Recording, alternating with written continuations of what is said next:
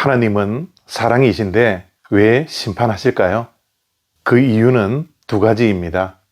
첫 번째는 우리의 죄악을 바로잡으시고 우리를 구원의 길로 인도하시기 위함입니다. 또 다른 한 가지는 하나님은 사랑의 하나님이시지만 공의의 하나님이십니다. 죄를 그대로 보시고 넘어갈 수 없는 분이십니다. 그래서 하나님은 심판하시는 것이죠. 오늘 에스겔 21장의 말씀은 하나님의 심판에 관한 말씀입니다. 하나님께서는 날카로운 칼을 빼시고 심판하십니다. 죄에 대한 하나님의 거룩한 분노로 인하여 심판하실 때 손뼉을 치며 그 분노를 푸시겠다 말씀하십니다. 무섭죠? 두렵죠? 때로는 하나님의 심판이 섬뜩합니다. 특별히 오늘 말씀 3절 4절을 보니 하나님께서는 악인을 심판하시기도 하시고 또한 의인도 심판하시겠다 말씀하십니다.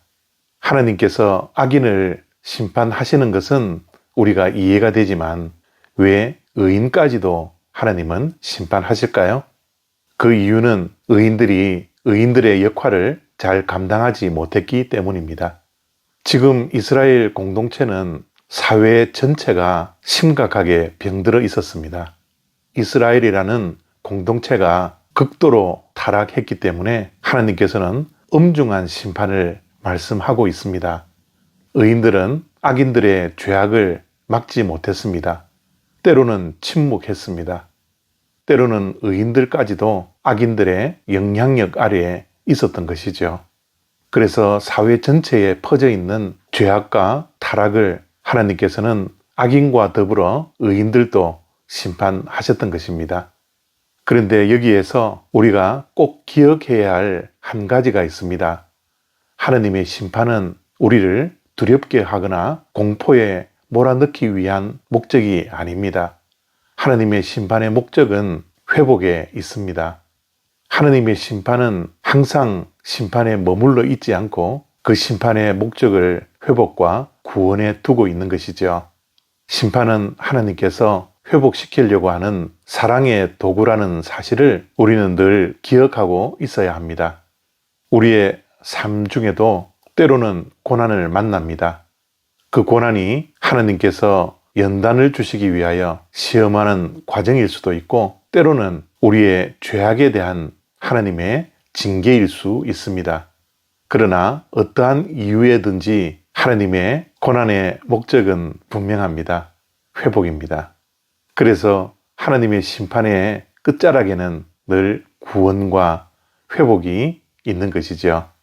예를 들면 부모가 아이들이 공부할 때 공부하지 않고 게임기를 가지고 게임만 하다가 학교도 가지 않고 숙제도 하지 않고 게임에만 몰두하는 것을 가정해 보죠.